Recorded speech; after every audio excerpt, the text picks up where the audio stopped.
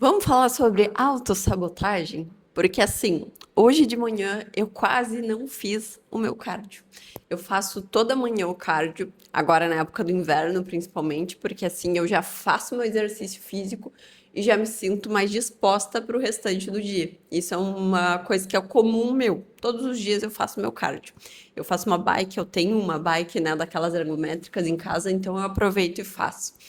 E aí, a minha cabeça, ela começou a trazer argumentos de que eu não deveria fazer aquele cardio. Então, eu quase não fiz cardio essa manhã, porque eu comecei a ter a minha mente, vamos dizer assim, tentando me convencer de que eu não precisava fazer aquilo.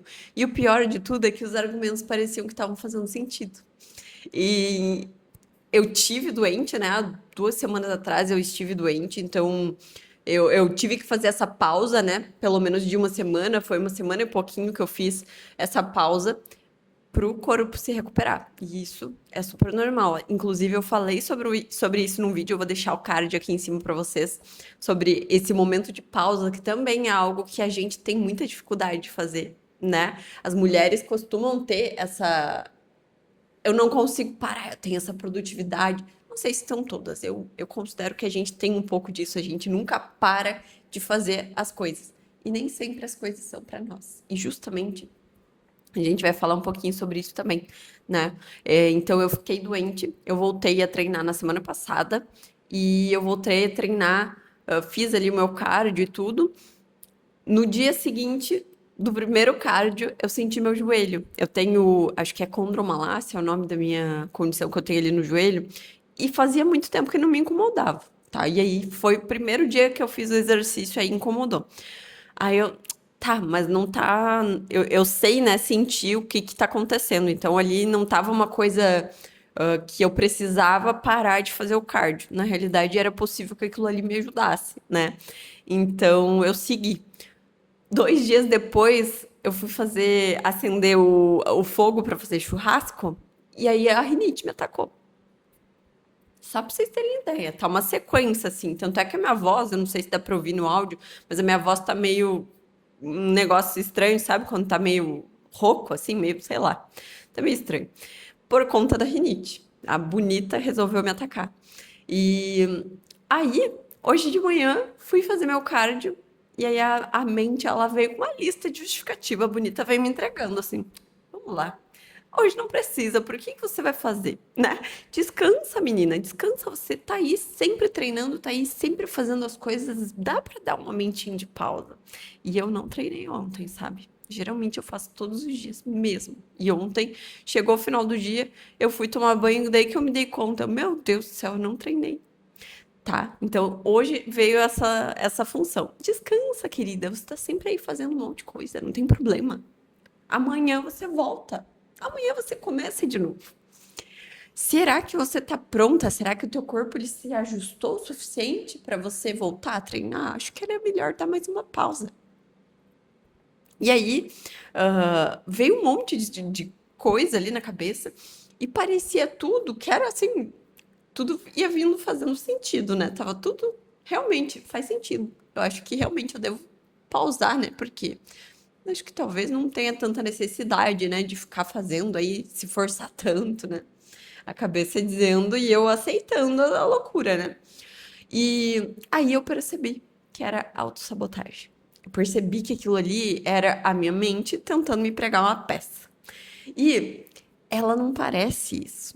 Ela não parece uma autossabotagem. Quando a gente vai ouvindo aqueles argumentos que a nossa cabeça vai dando, aquilo tudo parece muito lógico. Parece que é um cuidado com a gente, parece proteção. Até parece um pouco de responsabilidade. Você vai ser responsável se você fizer essa pausa, porque aí o teu corpo vai ter tempo mais de se recuperar. E nisso muita gente acaba parando e voltando só depois de meses, né? Acaba realmente deixando e deixando e deixando. E aí usa como desculpa. E aí a volta é ou não é pior? Quem fez pausas de treino sabe o quanto é pior voltar depois, né? Então, eu fiquei com aquilo ali na cabeça. E aí eu me dei conta que era essa autossabotagem, que era minha mente falando pra eu fazer algo que pra mim não fazia sentido. E aí eu pensei, não, eu não vou fazer essa pausa, porque eu já fiz a pausa suficiente. O meu corpo ele tá adequado para fazer essa atividade física e isso vai me afastar dos meus sonhos, vai me afastar do que eu quero construir, vai me afastar da mulher que eu quero ser. Então, quando eu me dei conta e eu trouxe isso pra mim, aí eu disse: não, você vai treinar sim, queridinha. Você vai se mexer, vai colocar essa bundinha lá pra treinar em cima da bicicleta. Vai sim, senhora. Porque realmente a gente precisa se dar conta para realmente agir. E muita gente acha que a sabotagem, ela é uma preguiça. É como se fosse a preguiça. Mas a preguiça é algo óbvio. Você se dá conta que é uma preguiça, simplesmente uma preguiça. Enquanto que a sabotagem, ela é inteligente. Ela usa a nossa voz contra a gente mesmo. Parece que fica lá falando com a gente, né? E tudo aquilo ali vai fazendo sentido. Vem os argumentos bons que, olha, se a gente fosse defender um negócio por aí, a gente não ia achar argumento tão bom quanto a nossa mente quando ela quer fazer a gente desistir de algo que é pra nós, que é pra fazer bem pra gente. E é difícil de perceber. Não é tão fácil de perceber isso. É uma coisa que você precisa estar meio que percebendo ali, prestando atenção que realmente você tá na autossabotagem. Porque senão a gente realmente diz: ah, deixa. Um dia a mais, o que vai fazer por mim? Nada. Dá pra pausar. Não vai fazer diferença. Vai ficar tudo bem. Não tem problema nenhum. É ou não é? Você já passou por isso? Me conta se você não concorda que é exatamente assim. Porque, sério, eu acho que não é só comigo isso. E existe, né, um custo invisível se a gente parar pra pensar nisso. Porque o problema não é a gente falhar um dia. Não é falhar um dia. É quando a gente transforma isso num padrão. E foi justamente isso que eu me dei conta. Eu já tinha falhado ontem. E aí eu parei e pensei hoje, se eu falhar de novo, quem vai pagar o preço por essa falha não vai ser ninguém além de mim. Por que que eu vou colocar algo contra mim? Eu não vou fazer isso. Eu vou mexer e vou treinar. Vou fazer o que eu me propus a fazer, que é cuidar do meu corpo. Eu uma vez ouvi, eu achei muito interessante, eu acho legal de trazer isso por aqui, a fala de um mentor meu. Ele falou que ah, o nosso corpo, ele é o nosso templo. O nosso corpo é a nossa casa. A gente mora no nosso corpo 24 horas por dia. Então, muitas pessoas acabam deixando de cuidar de si, do seu próprio corpo, para fazer uma reforminha na casa. Mas a casa você não fica 24 horas por dia. Até pode ser que você fique 24 horas, mas você vai sair um momento, né? Você vai ir no mercado, você vai ir para uma farmácia, você vai ir para um evento, às vezes vai trabalhar. Se você não trabalha, não fica em casa, né, com mais frequência. Então, a nossa prioridade tem que ser o nosso corpo, né? Se parar para pensar nesse sentido, se a gente não der a prioridade para aquilo que é a base que nos sustenta no dia a dia, o que que acontece? É uma coisa a se refletir, né? Pode ser que tu nunca tenha ouvido isso, por isso que eu quis trazer, porque é uma coisa que para mim foi bem impactante, eu achei super interessante. E quando a gente começa a dizer sim para essas justificativas que a mente nos dá, a gente tá dizendo não pra gente, né?